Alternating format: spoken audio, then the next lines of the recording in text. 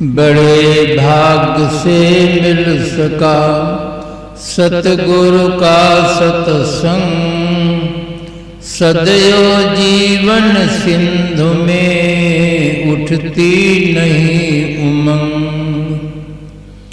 सदा न कोयल बोलती, सदा न खिलते फूल, ये अवसर मिलते तभी जब पुण्य रहे अनुकूल।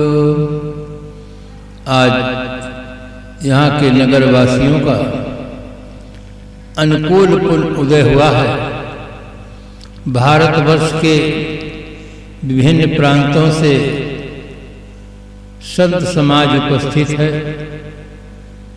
उनके दर्शन, सेवा, वाणी सुनने का सुअवसर हमें मिल रहा है।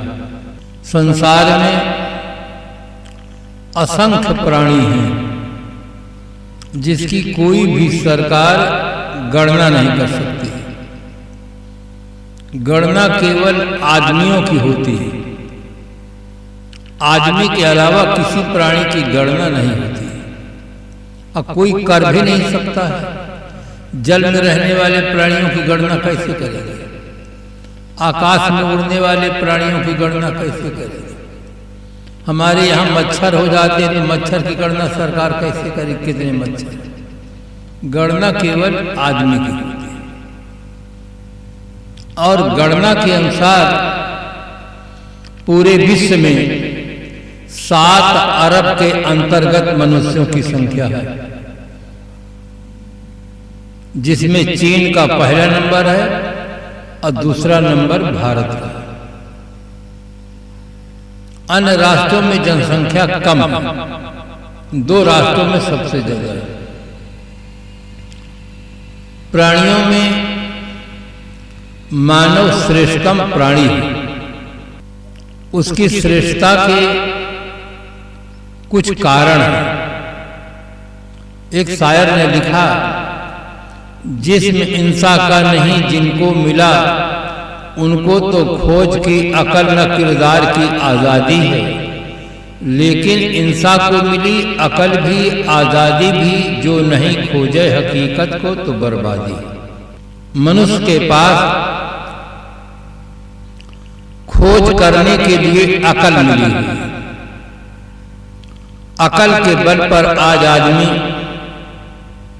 कितने सुंदर सुंदर चीजों का निर्माण किया है। कल कारखानों का निर्माण किया, भव्य भवनों का निर्माण किया, जीवन उपयोगी तमाम चीजों को बहुत सुंदर बना रहा है केवल अकल के बल पर।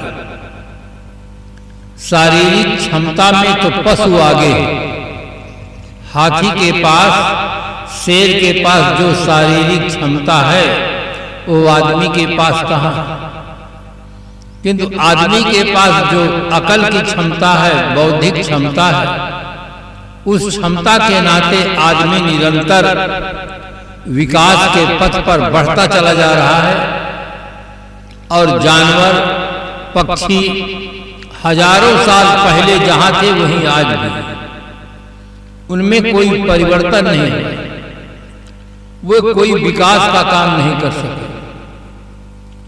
तो अकल के बल पर आज आदमी चंद्रलोक की यात्रा करता है, मंगल ग्रह में जाने की उड़ानें भर रहा है, तमाम सुंदर चीजों का आविष्कार किया है। किंतु कोई भी शक्ति अपने आप में न वरदान होती है और न अभिशाप होती है। शक्ति का सदुपयोग वरदान और दुरुपयोग अभिशाप होता है। अकल की शक्ति से आदमी विकास किया। आज आदमी अपने अकल का कुछ दुरुपयोग कर रहा है। कोई भी जानवर दूध में पानी नहीं मिलाकर देता है, किंतु जब आदमी के पास दूध आ जाता है तो 2 किलो भैंस का दूध है तो 2 किलो हैंडपाइप का दूध है, और दोनों 4 किलो मिलकर बराबर एक भाव बाजार में बिक जाता है। चाहे हैंडपाइप का दूध हो चाहे भैंस का दूध। ये आदमी अपने अकल का दुरुपयोग कर रहा है। आप हल्दी खरीदते हैं पीसी हुई, उसमें पीली मिट्टी मिला देते हैं हल्दी में। ये आदमी अकल का दुरुपयोग कर रहा है। काली मिर्च खरीदते हैं तो उसमें पपीता का बीज मिला देते हैं। ये अकल का दुरुपयोग करता है। और धनिया खरीदते हैं पीसी हुई तो उसमें गधे की लीद मिलाई जाती है, जो बहुत खराब चीज है। उसको पीसी हुई धनिया में मिलाया जाता है। पीसी हुई धनिया नहीं लेना चाहिए। तो ये आदमी आज अकल का दुरुपयोग कर रहा है। ऐसे बम वैज्ञानिक बना दिए हैं, छोड़ दो सब मर जाए, जितने जिंदा हैं सब मर जाए। पूरे विश्व में इतने बम बन चुके हैं कि अगर आदमी 7 बार मरकर जिंदा हो जाए तो 7 बार मार सकते हैं, किंतु एक भी मुर्दा को जिंदा करने के लिए किसी वैज्ञानिक ने कुछ नहीं बनाया। ऐसा बम जरूर बना दिया है, छोड़ दो आदमी अपंग हो जाता है, अंगहीन हो जाता है। ऐसा कोई बम नहीं बनाता है, छोड़ दो बुढ़े जवान हो जाए, रोगी स्वस्थ हो जाए, ऐसा कोई बम नहीं बनाता। अकल का दुरुपयोग, कितने कम समय में अधिक से अधिक लोगों को मार डाला जाए, इसके लिए मिसाइलें बनकर तैयार है। 5000 किलोमीटर दूर तक मार कर सकती हैं। चीन के पास है 12000 किलोमीटर दूर तक मार कर सकती है। बैठ आदमी को मारने के लिए उनके पास बहुत साधन इकट्ठा होता जा रहा है। अकल का दुरुपयोग। अगर धरती पर आप सोच ले थोड़ी देर के लिए, कल्पना करें कि सब प्राणी रहे, आदमी भर न रहे, तो भगवान का भोग कौन लगाएगा? क्या गाय भैंस लगाएंगे कि मच्छर लगाएंगे कि मक्खियां लगाएंगे? मंदिर में घंटी कौन बजाएगा? राम और अल्लाह कौन कहेगा? मस्जिद में नमाज कौन पढ़ेगा? वेद कुरान कौन पढ़ेगा? ये सब पढ़ने वाला आदमी है। अब मंदिर मस्जिद को जाने वाला भी आदमी है, राम और अल्लाह कहने वाला भी आदमी है। अगर धरती से आदमी विदा हुआ तो राम और अल्लाह भी पहले विदा हो गए। कौन कहेगा राम, कौन कहेगा अल्लाह, कौन पढ़ेगा वेद, कौन पढ़ेगा कुरान? सब बंद हो जाएगा। किंतु आदमी की अकल आज इतनी खराब है कि आदमी को मारने के लिए ही चारों तरफ से सब देश के लोग यही प्रयास कर रहे हैं कि कितने कम समय में अधिक से अधिक लोगों को मार डाला जाए, उस देश को अपने कब्जे में कर लिया जाए। इसकी तरफ उनका ध्यान ज्यादा जा रहा है। ये अकल का दुरुपयोग है।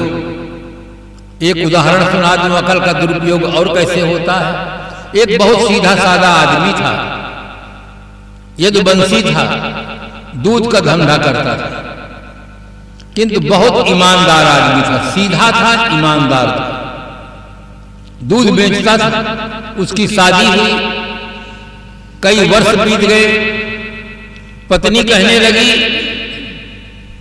कि आप जैसे धर्मराज के साथ मेरे पिता ने शादी कर दिया है।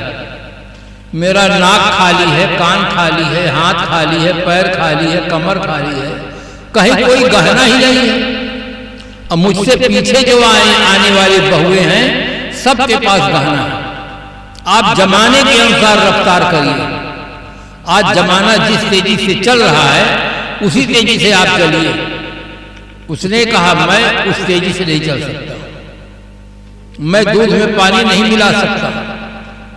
मेरे दूध के लिए बड़े बड़े सेठ लोग दरवाजे पर खड़े रहते हैं, मुझे देखकर खुश होते हैं, और मैं जब उनका दूध देता हूं इतनों के चेहरे में प्रसन्नता आती है कि बिल्कुल माल सही है, मैं नहीं मिला सकता। पत्नी ने कहा आप नहीं मिलाएंगे तो मैं मिलाऊंगा।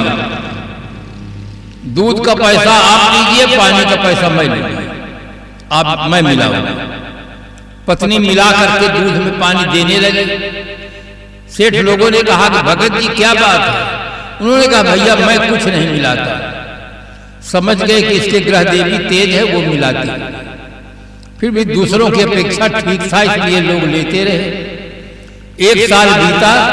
1 साल में इतना पैसा इकट्ठा हो गया, क्योंकि पानी का पैसा आधा और आधा दूध का। उसके पास इतना पैसा इकट्ठा हो गया कि नाक के लिए गहना बनवाए। और पहन करके नदी के किनारे गई जहां पर सब महिलाएं स्नान करने के लिए जाती हैं। उन बहनों ने कहा, बहन जी ये आपका गहना बहुत अच्छा लगता है, कब बनवाए हैं, कितने में बनवाए हैं? उसकी प्रशंसा की तो प्रशंसा में वो एकदम फूल गई। जैसे गुब्बारा में हवा भर दिया जाता है तो फूल जाता है, इसी प्रकार प्रशंसा में वो एकदम फूल गई। वास्तविकता का पर्दाफाश किया और कहा ये मेरी अकल की कमाई का पैसा है। कहे बहन अकल की कमाई कैसे होती है?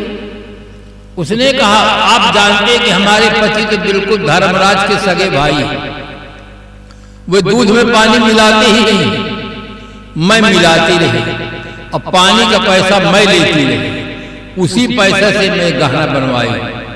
सब देवियों ने बड़ी प्रशंसा की कि बहुत अच्छा लगता है, बहुत बढ़िया आप बनवाए हैं। ज्यादा प्रशंसा कर दिया तो खुशी में वो नदी के गहरे पानी में चली गई नहाने के लिए। वहां घड़ियाल था मगरमच्छ, सोना को लपकते लपकते देखा तो तेजी से दौड़ा, उसके नाक को पकड़ा, खींच लिया, नाक कट गई, खून बहने लगा, चिल्ला करके बाहर आई। तो देवियों ने आपस में कहा पानी का धन पानी में, नाक गई बेईमानी में। पानी का धन तो पानी में चला गया और नाक बेईमानी में कट गई। गलत तरीके से आदमी जब धन कमाता है तो फिर वो उसे जाता है। आज देख लीजिए नोटबंदी के कारण से जितने गलत तरीके से लोग पैसा कमाए थे आज सब परेशान हैं। कितने तो जला डाले, कितने तो काट काट करके नदियों में फेंक दिए, कितनों को अब नंबर आया है जेल जाने का।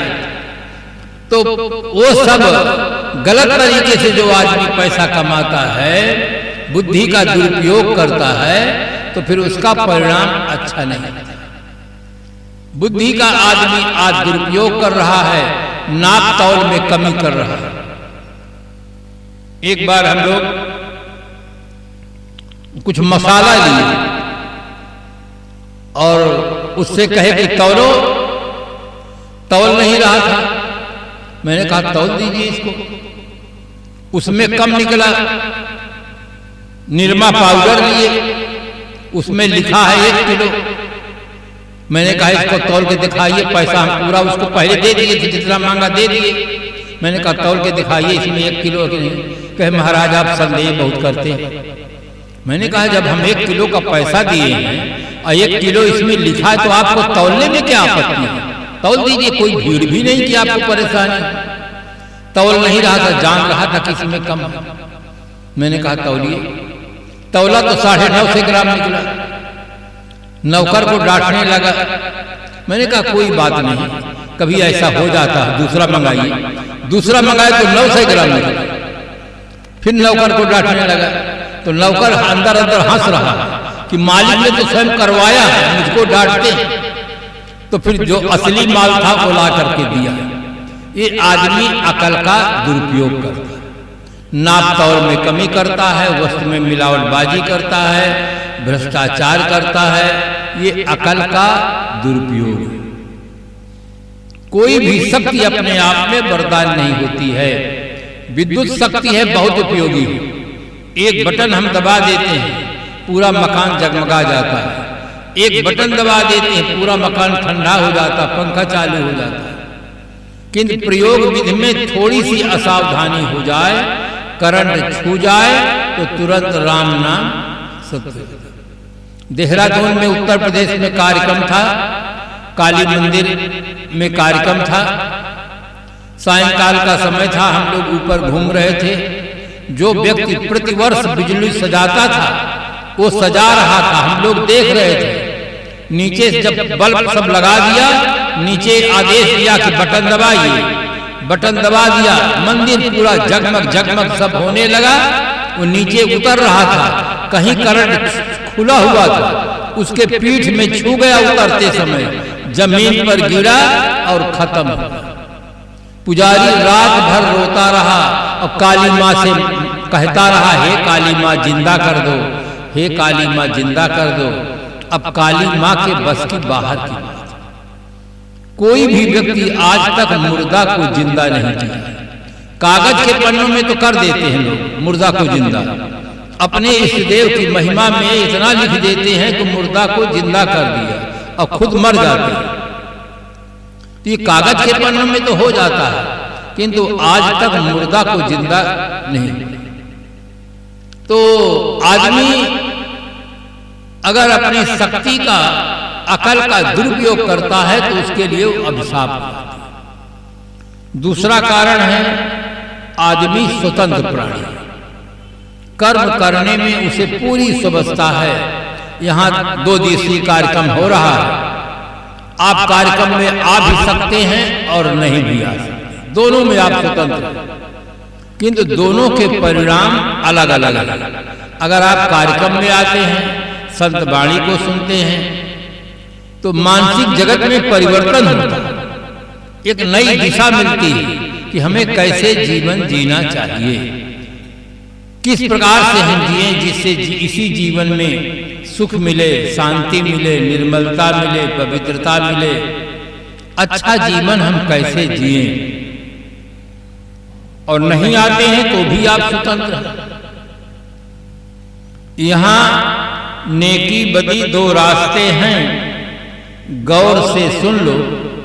तुम्हें चलना है जिस मार्ग से अपना रास्ता चुन लो, मगर चलने से पहले सोच लो अंजाम क्या होगा।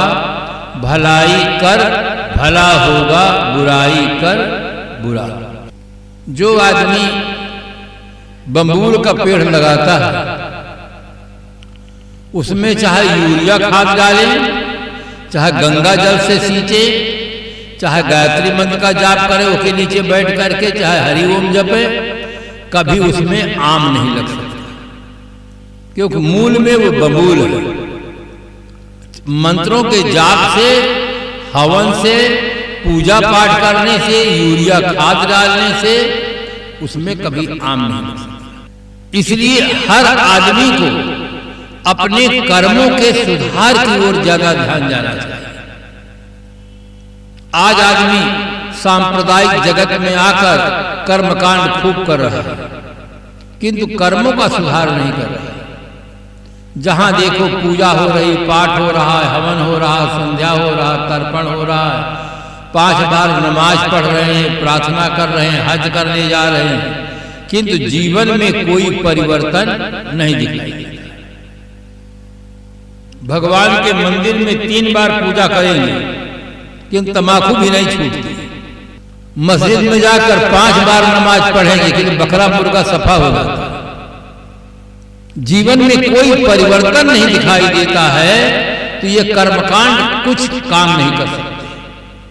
कोई आदमी कितना ही मंत्रों का जाप करे, हवन करे, संध्या करे, तर्पण करे, रोजा रहे, हज रहे, प्रार्थना करे, और बदमाशी में पकड़ा जाए तो जेल जाएगा, उसको मंत्र रक्षा नहीं कर सकते, कोई कर्मकांड रक्षा नहीं कर सकते। इसलिए हर आदमी को चाहिए कि हम अपने कर्मों के सुधार की ओर ध्यान दें। आज आदमी जीवन गुजर के लिए बहुत ध्यान देता है। सुबह से शाम तक हमारे किसान भाई खेती में लगे रहते हैं, व्यापारी व्यापार क्षेत्र में लगे रहते हैं, सरकारी कर्मचारी ऑफिस में काम करते हैं। जीवन गुजर के लिए तो लोगों का ध्यान गया है और जाना भी चाहिए, किंतु जीवन सुधार की ओर ध्यान नहीं गया। इसलिए आज का आदमी बाहर से संपन्न है, भीतर से विपन्न, भीतर से दुखी है। भीतर उसके ऊपर वासनाएं इतना हावी हो गई हैं कि आदमी लाचार हो गया है।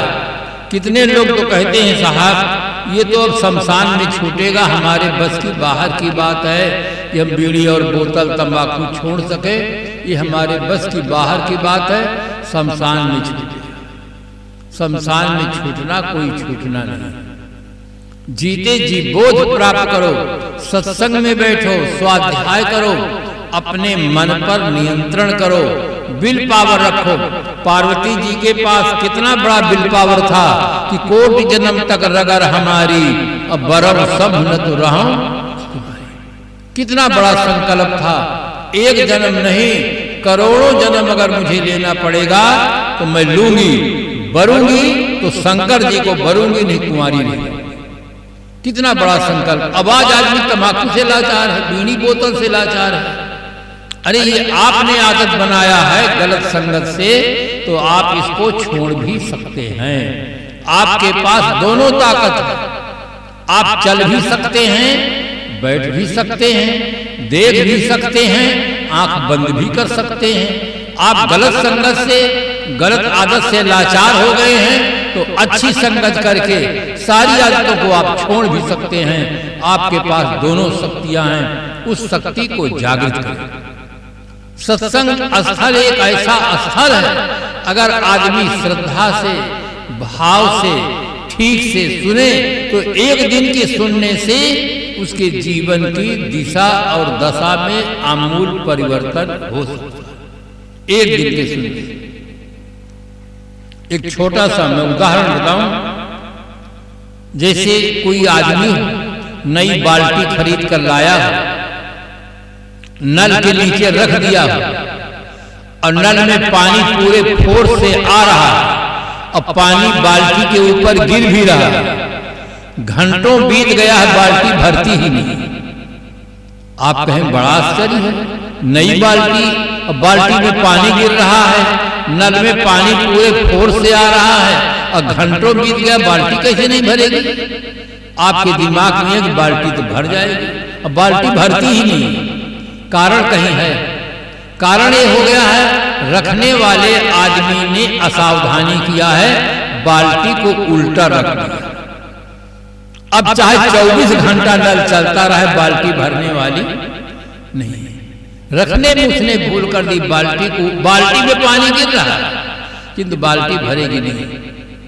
इसी प्रकार से अगर आप सत्संग में आते हैं और अपने मन को उल्टा कर दिए कि महात्माओं का काम है कहना और हमारा काम है सुनना, अगर महात्माओं के कहने के अनुसार हम चले लगे तो हमारा भी घर द्वार छूट जाएगा, बीड़ी बोतल छूट जाएगा, हमें सुख कैसे मिलेगा? तो जिंदगी भर सत्संग में आते रहिए, कोई परिवर्तन होने वाला नहीं। अब बाल्टी को सीधा रखिए, 1 घंटा भी नहीं लगेगा, 10 मिनट भी नहीं लगेगा, बाल्टी पूरी भर जाएगी। मन को बिल्कुल खुला रखो, जो यहां बताया जाता है सब आपके लिए बताया जाता है, और सुन करके, समझ करके अपने जीवन को बदलो। भगवान राम ने सबरी से ही तो कहा था, प्रथम भगत संतन कर संगा कहा, और ये कहा नवधा भक्त कहो तो ही पाही, सावधान सुन और धरु मन। खाली सुनने तक सीमित नहीं रखा, और सुनने में बताया कि सावधान होकर के सुनो। सावधान शब्द का प्रयोग वहां किया जाता है जहां कोई खतरा रहता है। रेलवे यार्ड में लिखा रहता है सावधानी हटी दुर्घटना घटी। यहां तो कोई रेल नहीं आ रही, भगवान राम क्यों कहते हैं सावधान होकर सुनो? यहां क्या खतरा है? मिलिट्री का कमांडर जब कहता है सावधान, तो सब जवान अपना अपना सब काम छोड़ करके राइफल लेकर के सीधे खड़े हो जाते। क्या? और पीटी मास्टर जब बच्चों को कहता है सावधान, सब बच्चे पैर पटक करके अकड़ कर बिल्कुल सीधे खड़े हो जाते, जानते हैं कुछ होने वाला। यहां सावधान शब्द का प्रयोग क्यों किया भगवान राम? यहां भी खतरा है। छोरत ग्रंथ जान खगराया, और विघ्न अनेक करे तब। सत्संग में आ जाते हैं, सत्संग है फूलों की सिज्जा, इसमें नींद बहुत आती है, और जैसे आप बैठे आंखें बंद हो गई तो कान चाहे जितना खुला रहे, कुछ पल्ले पड़ने वाला नहीं है। यहाँ पहला खतरा है नींद आने का, और दूसरा खतरा है पड़ोसी से बात करने का। बहुत दिन में चांस मिला है तो ये हमारी देवियां पूछती बहन कहाँ पर है, क्या है, कैसे है, घर में कैसे चलता है। बैठे सत्संग में, अब बात चल रहा है, बैठे सत्संग में है, कभी कभी सोचती महाराज को बोलने की बीमारी है क्या? अरे बंद कर दे तो हम अपने घर जाएं, बर में बच्चे कैसे होंगे, बहुए कैसे होंगी, बंद ही नहीं करते। ये मन अगर घर में जाता है, दुकान में जाता है, ऑफिस में जाता है, शरीर यहाँ बैठा रहे, मन बाहर रहे, कुछ पल्ले पड़ने वाला नहीं। इसीलिए भगवान राम ने कहा सावधान सुन, सावधान होकर के सुनो। सुनना भी एक कला है। वो सबको नहीं आती। सब लोग सत्संग में तो आ जाते हैं, कि सुनना कैसे चाहिए ये उनको पता नहीं। एकदम अपने मन को एकाग्र करके मौन हो करके ठीक से सुनो। ठीक से सुनने पर, एक शब्द सुनने पर जीवन में आमूल परिवर्तन हो जाता है। एक चम्मच दही दूध को बदल देता है। एक शब्द जीवन की दिशा को बदल देता है। एक शब्द सुनो, उस शब्द में इतनी बड़ी ताकत है कि जीवन की दिशा को बदल देता है।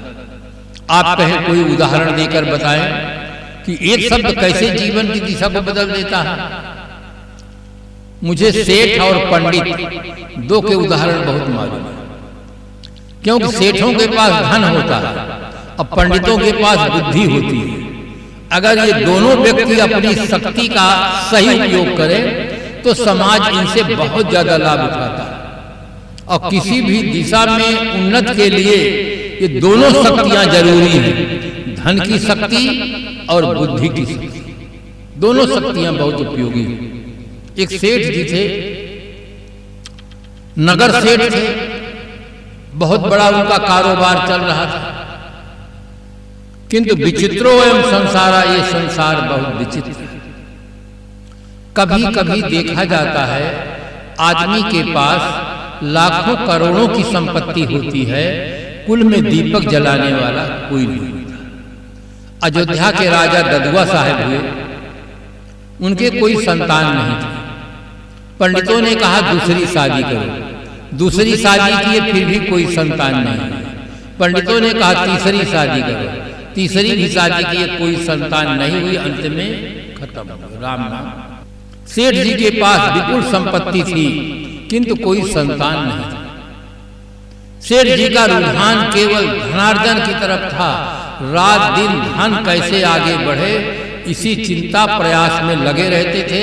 कभी सत्संग में नहीं जाते थे, कुछ पुण्य कार्य नहीं करते थे। धनार्जन के क्षेत्र में ही उनका चिंतन था। उस नगर में संताए श्रद्धालु लोगों ने कहा, भगवान आप यहाँ चतुर्मास निवास कीजिए, बरसात का समय है, हमें जीने की कला सिखाइए और जिससे हमारा समाज लाभान्वित हो। आज देखा जाता है जीने की कला के अभाव में स्कूल में जाने वाले बच्चे भी गुटखा पान पराग राजश्री खा रहे हैं। बहुत कम लोग होंगे जो व्यसन मुक्त होंगे, नहीं कुछ न कुछ व्यसन जरूर रखते हैं। उनके निवेदन को संत स्वीकार कर लिए। दूसरी मीटिंग 4 से 5 1 घंटा सत्संग सुनाते थे। नगर के लोग बहुत प्रसन्न थे कि हमें एक अच्छा जीवन जीने का अवसर मिला। व्यसन मुक्त हुए, शाकाहारी हुए, गृहस्थी मर्यादा का पालन करने लगे। भगवान राम के आदर्श को जीवन में उतारने का प्रयास किए। प्रातः काल उठकर रघुनाथा, मात पिता गुरु नावै माथा। प्रातः काल उठकर भगवान राम माता पिता गुरुजनों को प्रणाम करते थे। सब लोगों के अंदर भाव जगत सुंदर बना। सबके मन में ये डर था कि सभी लोग सत्संग में आते हैं, नगर सेठ जी नहीं आते। जा जाकर भक्त लोग निवेदन करते रहे कि सेठ जी आप भी सत्संग में आइए, बहुत अच्छे संत हैं, बहुत सुंदर विचार देते हैं। सेठ जी के पास एक ही उत्तर था कि हमारे पास नो टाइम, कोई समय नहीं, बहुत बिजी हैं, बहुत व्यस्त रहते हैं। रात 10 बजे छुट्टी मिलती है, फिर खाते पीते हैं, सो जाते हैं। कोई समय हमारे पास सत्संग के लिए कोई समय नहीं। समय न होने का बहाना लोग ज्यादा करते हैं। राजा हो, रंक हो, फकीर हो, सबके पास 24 घंटा का समय बराबर है। किसी के पास 23 घंटा, किसी के पास 25 घंटा का समय नहीं है। सबके पास 24 घंटा का समय है। इसी समय में कोई व्यक्ति पुण्य कर्म करता है, समाज में उसकी प्रशंसा होती है। कोई व्यक्ति पाप कर्म करता है, जेल के अंदर बंद रहता है। इसी समय में सब होता है, पुण्य भी, पाप भी, धर्म भी, अधर्म भी। ये आदमी पर निर्भर करता है कि आदमी अपने समय का कहां पर कैसे उपयोग करता है, ये आदमी की समझ पर निर्भर करता है। सेठ जी के पास एक ही बहाना है कि हमारे पास समय नहीं। वास्तव में समय तो है, समझ नहीं।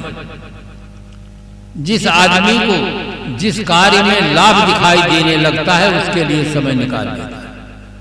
उदाहरण के रूप में ले आप शिक्षक, आज निरीक्षक महोदय आ रहे हैं, आपको विद्यालय जाना जरूरी है, किंतु आपके पास एक ही बेटा है और अचानक इतना बीमार पड़ जाता है कि प्राणों की बाजी लग जाती है, तो आप विद्यालय जाएंगे कि बच्चे को लेकर आप अस्पताल जाएंगे? विद्यालय में चाहे जो कुछ लिख दे, बच्चे का जीवन बचाने के लिए हम पहला प्रयास करेंगे, विद्यालय के लिए अवकाश भेजेंगे और कुछ करेंगे, किंतु विद्यालय नहीं जाएंगे। जिस काम को आदमी आवश्यक समझता है उस काम के लिए समय निकालता है, और जिसे आवश्यक नहीं समझता है, सोचता है इसके बिना चलेगा, तो उसके लिए फिर वो कोई समय निकालता नहीं। सेठ जी की ये था, सत्संग कोई जरूरी काम था, ये तो वृद्धों का काम है। वृद्ध हो और जिसके पास कोई काम न हो सत्संग में जाए। कुछ लोगों को यही ध्यान है, जो वृद्ध हो, जिनके पास कोई काम न हो, बिल्कुल नहीं ठाल ले, वो सत्संग में जाए। हमें तो काम करना है, ऑफिस में जाना है, दुकान में जाना है, यहाँ जाना है, वहां जाना है, ये करना है। ऐसे लोगों की धारणा। सेठ जी सत्संग में नहीं आते थे। एक दिन भक्तों ने निवेदन किया, भगवान सेठ जी सत्संग में नहीं आते हैं, नगर सेठ हैं, इनके पास विपुल संपत्ति है, इनके कोई संतान भी नहीं, अगर ये सत्संग में आए, समझ जाएं, चेत जाएं, तो इनके द्वारा बहुत बड़ा काम हो सकता है। भगवान आप ही कृपा करें, सेठ जी के पास चले। संजोग था, रविवार का दिन था, दुकान बंद थी। सेठ का साला और सेठानी तीनों चबूतरे पर कुर्सी पर बैठे बात कर रहे थे। संत जाते हैं, साथ में कुछ सज्जन लोग हैं। सेठ जी नमस्कार भी नहीं करते। महात्मा सोचते हैं कि सेठ जी को सामान्य शिष्टाचार का भी पता नहीं है, इनको कोई जरूरत नहीं है, जरूरत आज हमें है, हम ही चलकर नमस्कार करें।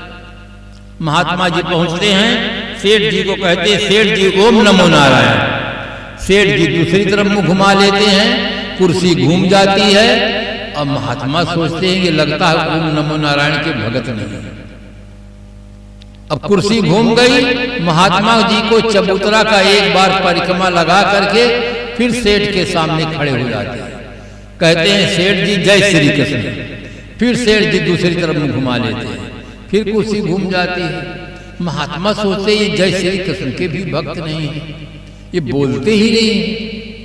महात्मा सोचते जब आ ही गए हैं तो आज इनको चेता करके ही मुझे जाना है। महात्मा जी भी प्रयास किए, तीसरी बार गए, और जैसे सेठ जी के सामने पहुंचे तो महाराज जी थोड़ा जोर से बोले। महाराज जी ने कहा सेठ जी जय श्री राम। जोर से बोले महाराज जी कि सेठ जी जय श्री राम। इतना सुनते ही सेठ जी झुंझला जाते हैं, जोश में आ जाते हैं कि हमारे पीछे पड़े। सेठ जी जोर से कह बैठते हैं हट जाओ यहां से, यहां तुम्हारी दाल नहीं गलेगी। सेठ जी ने कहा हट जाओ यहां से, यहां तुम्हारी दाल नहीं गलेगी। महात्मा जी ने तुरंत उत्तर दिया, दाल तो गल जाती है पर पानी अच्छा होता। दाल तो गल जाती है पर पानी अच्छा होता, यानी आप अच्छे होंगे तो हमारी दाल गलेगी, आप बुरे होंगे तो हमारी दाल नहीं। अब समझदार आदमी के लिए एक शब्द पर्याप्त हो गया। सेठानी बैठी है, साला बैठा है, उसके बीच में खराब कैसे बनेगा? शब्द में बहुत बड़ी ताकत होती है। शब्द आदमी को हंसा भी सकता है, रुला भी सकता है, आदमी को आदमी से जोड़ भी सकता है, आदमी को आदमी से तोड़ भी सकता है। बड़ी विलक्षण शक्ति शब्द में है। सेठ जी को सामने जैसे ये आया कि दाल तो गल जाती है परंतु पानी अच्छा हो तब तुरंत समझ गए अगर मैं खराब होगा तो इनकी दाल नहीं गलेगी। तुरंत उठकर खड़े हो गए, कहने लगे स्वागतम भगवान स्वागतम स्वागतम। मैं मायावी जी हूं महाराज, कुछ समझ नहीं सका, क्षमा करेंगे, आप कैसे दर्शन दिए। महात्मा ने कहा मुझे अपने लिए कोई चीज की जरूरत नहीं, मैं जो कहूं अगर आप वो करने के लिए तैयार हो तो मैं बतलाऊं। अब उनको अच्छा बनना, अच्छा बनने के लिए उन्होंने कहा भगवान जो आदेश देंगे वो मैं करने के लिए तैयार हूं। शब्द में इतना गहरा चिंतन उनके अंदर पैदा कर दिया कि अगर हम खराब हो गए तो इनकी दाल में अच्छा हमें बनना है। महात्मा जी ने कहा यहाँ छोटे छोटे बच्चों को दूर पढ़ने के लिए जाना पड़ता है, आपके पास विपुल संपत्ति है, आप एक विद्यालय बनाइए जिससे बच्चों का भविष्य उज्जवल बने। यहाँ रात्रि में कोई व्यक्ति बीमार हो जाता है, कोई डॉक्टर नहीं मिलता है, आप एक अस्पताल बनवाइए जहाँ इस प्रकार से सेवा हो, और एक ऐसा आश्रम बनवाइए संत आश्रम जहाँ संत आए लोगों को जीवन जीने की कला सिखाएं। लोग जीवन तो जीते हैं पर जीना नहीं जानते, जीना जानते तो विकारग्रस्त जीवन क्यों जीते। आज आप अपने आसपास देख रहे हैं कि लोगों को जीना नहीं आता, खाते हैं बढ़िया मिठाई, मालपुआ, खीर, किंतु तंबाकू खाने की जगह बचा के रखते हैं। अगर जीना आते तो तंबाकू कभी नहीं खाते, क्योंकि तंबाकू में कोई प्रोटीन नहीं, तंबाकू में निकोटीन जरूर है। विटामिन विज्ञान के प्रसिद्ध शोधकर्ता डॉक्टर WJK मेकाविक ने लिखा है कि 1 किलो तंबाकू में जो विष पाया जाता है वैज्ञानिक ढंग से निकाल लेने पर 900 चूहे और 30 खरगोश और कितने आदमी मर जाते हैं। इतना उसमें जहर पाया जाता है, निकोटीन पाया जाता है, किंतु आदमी खा रहा है। अगर आदमी जीना जानता तो बीड़ी नहीं पीता, सिगरेट नहीं पीता, शराब नहीं पीता। इससे केवल धन का ही हानि नहीं होता है, स्वास्थ्य भी बिगड़ता है। देश में हमारे एक भीषण समस्या पैदा हो गई, धूम्रपान की, मद्यपान की। अगर आदमी जीवन जीना जानता तो इन व्यसनों को स्वीकार नहीं करता।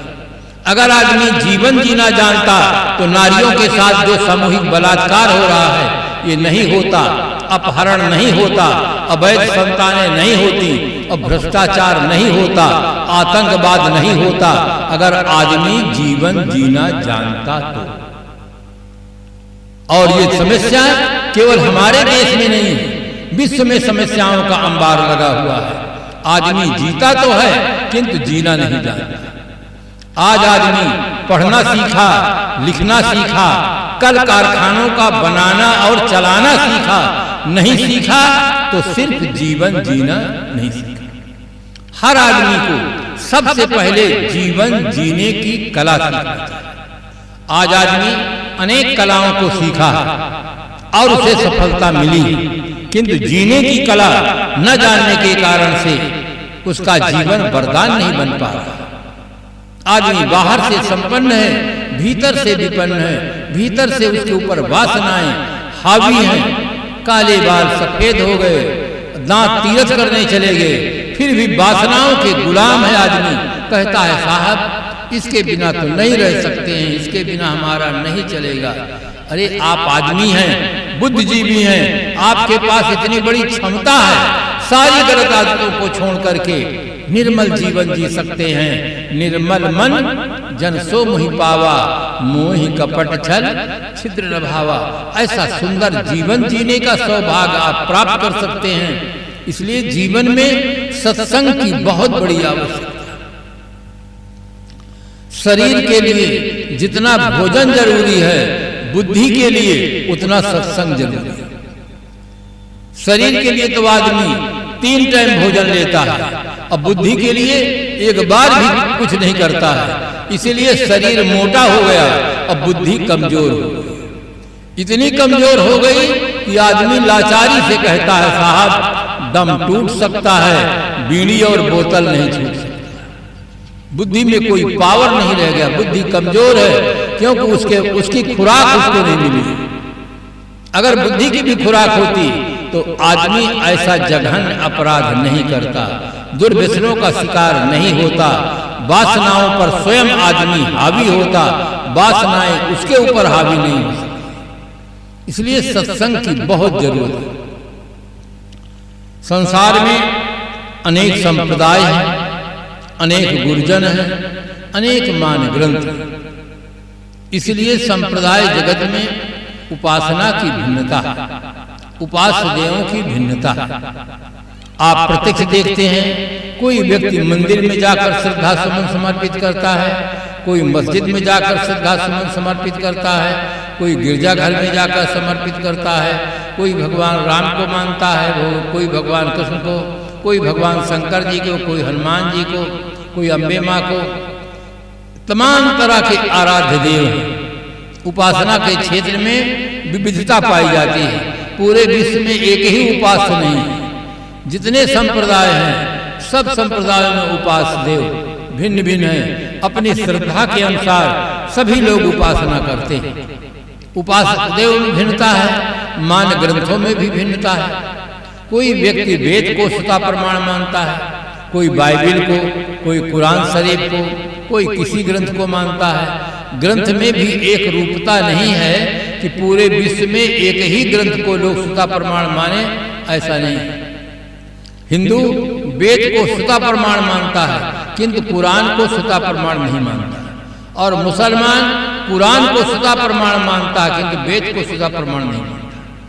अपनी अपनी किताबों को सब कहते हैं कि हमारी पुस्तक आकाशीय है, भगवान की बनाई है, ऊपर से गिर आई है। ऊपर कहीं प्रेस नहीं है कि पुस्तक छप के नीचे आ जाती है।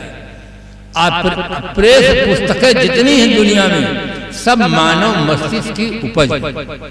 केवल पुस्तक बनाने वाला, लिखने वाला आदमी है। आदमी के अलावा दुनिया में कोई प्राणी पुस्तक नहीं लिखता है। पुस्तकें सब मानवकृत है। इसलिए हर किताब को हर आदमी को पढ़ना चाहिए। आदमी के अंदर सांप्रदायिक भावना नहीं होनी चाहिए कि इस किताब को हमें नहीं पढ़ना। हर किताबों में अच्छी बातें लिखी हैं, हर किताबों का आदर होना चाहिए। सदगुरु कबीर साहब एक ऐसे महापुरुष हुए जो क्रांतिकारी महापुरुष हुए, जिनके विचारों में महान उदारता है। जैसे नदियां समुद्र में आकर जाकर मिल जाती हैं, इसी प्रकार से दुनिया के सारे संप्रदाय मानवता में आकर मिल जाते हैं। मानवता सबका मिलन केंद्र बिंदु। सदगुरु कबीर साहब ने कहा, सुनिए सबकी, निबेरिए अपनी, सिंदूर का सिंधौरा झपने की झपनी। साहब का हृदय कितना विशाल है। सब महापुरुषों का आदर करते हैं। सुनिए सबकी, सबकी बातों को सुनो। चाहे कोई भी महापुरुष हो, किसी भी संप्रदाय के हो, कोई भी ग्रंथ की कथा कहते हैं, सब ग्रंथों का, सब महापुरुषों का आदर करना सीखो। साधु ऐसा चाहिए जैसा सूप सुभाए, सार सार को गह रहा थोथा दे। हर ग्रंथों का आदर, हर महापुरुषों का आदर, सारग्राही बने। महाराज गोस्वामी जी लिखते हैं, विरत विवेक विनय विज्ञाना, बोध यथार्थ वेद पुराना। वेद और पुराणों का यथार्थ बोध। इसका मतलब इसमें अयथार्थ बातें भी पाई जाती हैं। यथार्थ हमें बोध होना चाहिए। इसलिए ग्रंथों का आदर, परंपराओं का आदर। संप्रदाय भिन्न भिन्न होते हैं, मान ग्रंथ भिन्न भिन्न होते हैं, महापुरुष भिन्न भिन्न होते हैं, किंतु बंधुओं याद रहे, सत्य भिन्न भिन्न नहीं होता, सत्य एक होता है। और सत्य सार्वभौम होता है, सार्वदेशिक होता है, सार्वकालिक होता है, और सत्य सबका। सत्य में किसी व्यक्ति विशेष का, किसी संप्रदाय विशेष का एकाधिकार नहीं। सत्य सबका है। आप कह सकते हैं वो सत्य क्या है फिर? जो सबका हो। अब पूरी दुनिया में किसी का एकाधिकार ना हो, सत्य है क्या चीज? भारतीय परंपरा में बहुत सुंदर चिंतन किया गया है। उसको कहा गया है, राम बोलो भाई राम, राम नाम सत्य है। कितना सुंदर। जीवन काल में लोग मानते हैं कि शरीर सत्य है, संसार सत्य है, और जिस दिन जीवन पूर्ण हो जाता है उस दिन सब आदमी की आंखें खुल जाती हैं। सबको साफ साफ दिखाई पड़ता है कि शरीर सत्य नहीं है। शरीर में विराजमान जो राम है वो सत्य है। उस दिन सबको दिखाई देता है, जो दिखता है वो सत्य है ऐसा लोग मानते हैं, और जो नहीं दिखता है उसे झूठ कहते हैं। किंतु अंतिम में जो नहीं दिखता है उसी को सच कहते हैं राम नाम सत्य है, अंत में सबकी यही गति है। शरीर दिखता है वो झूठा है, शरीर में रहने वाला दिखता नहीं है किंतु वही सच्चा है। एक वस्तु के बोध के लिए अनेक भाषाओं में अनेक शब्दों का प्रयोग होता है। जैसे कोई पानी कहता है, संस्कृत का ज्ञाता उसको जलम कहता है, अंग्रेजी वाला उसको वाटर कहता है, कोई नीर कहता है, कोई तोय कहता है। पूरे विश्व में 2792 भाषाएं हैं। एक भाषा में एक वस्तु के बोध के लिए अनेक शब्दों का प्रयोग होता है, तो दुनिया में उस सत्य सत्ता के बोध के लिए कितने शब्दों का प्रयोग हुआ। इसलिए शब्दों को लेकर विवाद में न पड़ो। कोई व्यक्ति उसको राम कहता है, कोई अल्लाह कहता है, कोई गॉड कहता है, कोई परमात्मा कहता है, भक्त उसको भगवान कहता है, वेदांती उसको ब्रह्म कहता है। ये शब्द शरीर के अंदर एक ऐसी सत्ता है जो चिन्मय सत्ता है, ज्ञानमय सत्ता है, जिसका होना ही जीवन है, न होना ही मर्ज। जैसे विद्युत शक्ति रहती है तो ट्यूबलाइट भी जलती है, बल्ब भी जलता है, टेलीविजन भी काम करता है, पंखा भी चलता है। अब बिजली चली गई तब सब एक बार ही बंद हो जाता है, एक एक करके सब तुरंत बंद हो जाता है। इसी प्रकार से शरीर के अंदर एक ऐसी सत्ता है जो ज्ञान में सत्ता है। जब तक वो सत्ता है, आंख देखती है, कान सुनता है, हाथ पैर काम करते हैं, अगर वो सत्ता हट जाए तब सब एक बार ही बंद हो जाता है। वो सत्ता पूर्ण। हम गणित में पढ़ते हैं, एक अंक के पश्चात दाहिने तरफ जब जीरो लग जाता है तो उसका मूल 10 गुना बढ़ जाता है। एक जीरो और लगा दे दाहिने तरफ 100 हो जाता है, एक और लगा दे जीरो 1000, एक और जीरो लगा 10,000, एक और जीरो लगा दे तो लाख हो जाता है। जितने जीरो बढ़ाते जाते हैं उसका मूल 10 गुना बढ़ता जाता है। अगर मूल में हम एक को हटा दें और सैकड़ों जीरो रखें तो उनका क्या मूल्य? कुछ मूल नहीं। एक को अगर हटा देंगे तो उसका कोई मूल, एक रहेगा तो जितने जीरो होंगे सबका मूल बढ़ता चला जाएगा। शरीर के अंदर एक ऐसी चीज है, उसको हम चेतन कहते हैं, जीव कहते हैं, आत्मा कहते हैं, परमात्मा कहते हैं, भगवान कहते हैं। अगर शरीर के अंदर से वो हट जाए तो आंख है, कान है, नाक है, दांत है, हाथ है, पैर है, ये सब 0 पॉइंट में पहुंच जाए। इनका कोई मूल नहीं, और बल्कि मूल गिर जाता है। जब कोई व्यक्ति मुर्दा को छूता है तो स्नान करता, कहते हैं मुर्दा को छूता। अब मुर्दा घर में पड़ा रहा है तो भोजन भी बनाना बंद हो जाता है। शरीर का मूल बिल्कुल गिर जाता है। जिस शरीर के कारण से आदमी टेढ़े टेढ़े चलता है, ऐंठ करके चलता है, मेरे समान कौन है?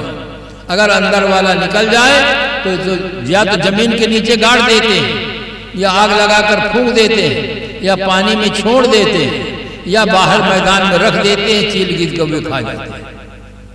इस प्रकार से बंधुओं, शरीर का मूल तभी तक है जब तक शरीर के अंदर विराजमान चेतन सत्ता है, जीव सत्ता है, तभी तक शरीर का मूल है। और जब तक ये है तब तक मंदिर में भोग लगता है, मस्जिद में अजान होती है, गिरजाघर में प्रार्थना होती है, किसान खेत में जाता है, व्यापारी व्यापार करता है, कुछ लोग ऑफिस में जाते हैं। अगर ये निकल जाए तो सब काम बंद हो जाता है। सर्वोपरि सत्ता चैतन्य सत्ता है, जीव सत्ता है। उसी सत्ता को सत्य सत्ता कहते हैं। उसी के बोध के लिए ये सत्संग जरूरी है। आज उसका बोध हमें कब होता है? जब शरीर छूट जाता है, तब लोग कहते हैं राम नाम। कोई व्यक्ति अपने बच्चे को जिंदा में नहीं बताता है कि राम नाम सत्य है, खतरा है। अगर बता देंगे राम नाम सत्य है तो खोजेगा राम कहाँ है, क्यों निकल जाता है, कहाँ से आता है, तो आपकी सेवा से वाला घट जाएगा। फिर कहीं चला जाएगा साधना करने के लिए, दूसरे दरवाजा खटखटाएगा। इस लोगों को भय है, इसलिए जिंदगी में कभी अपने बच्चों से भी असली बात नहीं बताते हैं। कि बेटा राम नाम सत्य है, ऐंठ करके न चलो, प्रेम से रहो, समाज की सेवा करो, धोखा मत दो, कभी नहीं बताते। अंतिम में बताते जब सुनने वाला चला जाता, समझते उठ नहीं सकता, अब कुछ कर नहीं सकता है, तब लोग असली बात बताते हैं कि राम नाम सत्य है। बंधुओं, शब्दों के विवाद में मत पड़ो। कोई राम कहता है, कोई आत्मा कहता है, कोई कुछ कहता है। शरीर के अंदर एक ऐसी सत्ता है, उसके बोध के लिए सारे शब्द हैं। सदगुरु कबीर साहब ने बहुत सुंदर समाधान दिया। समझे की गति एक है, जिन समझा सब ठौर, कहाँ कबीर ये बीच के बल कहीं और की। जितने समझदार व्यक्ति हैं सबकी दशा एक समान होती है, जो बीच के लोग हैं वो अनथा बकवास करते हैं। शब्दों को लेकर विवाद न करो कि हमारे इष्ट के अनुसार ही सब लोग बोले, ऐसा आग्रह न करो, दुराग्रह न रखो। तथ्य की ओर हमारा ध्यान जाना चाहिए। और जो शब्दों को लेकर विवाद करते हैं वे समझदार नहीं हैं। आप कहें कोई उदाहरण दें जिससे बात समझ में आ जाए। एक पिता था, उसके 2 बच्चे थे। दोनों बच्चे प्राथमिक शाला में पढ़ते थे। सुबह का समय था, गणित लगा रहे थे। छोटे भाई ने कहा, गुरुजी ने पढ़ाया है 6 धन 4 बराबर 10 होता है। तुरंत बड़े भाई ने कहा, तुम बेवकूफ, तुम्हारे गुरु बेवकूफ। हमारे गुरु प्रधानाचार्य हैं, उन्होंने पढ़ाया है 8 धन 2 बराबर 10 होता है। दोनों भाई वहां से उतर गए। छोटे भाई ने कहा, हम अपने गुरुजी की बात मानेंगे, आपके गुरुजी की बात नहीं मानेंगे। बड़ा भाई बार बार आग्रह करता कि हमारे गुरु प्रधानाचार्य, वो बड़े सुनता ही। पिताजी अंदर से सुन रहे थे। पिताजी बाहर निकले और कहे, बेटा क्यों बहस करते हो, अपना काम करो। छोटा भाई दुखी था, उसके स्वाभिमान को धक्का लग गया था। छोटा भाई ने कहा, पिताश्री, बड़े भाई साहब का दुस्साहस देखिए, हमारे गुरुजी को बेवकूफ बताते हैं। अरे जब हमारे गुरुजी ने पढ़ाया है 6 धन 4 बराबर 10 होता है, तो हम अपने गुरु की बात माने कि इनके गुरु की बात माने।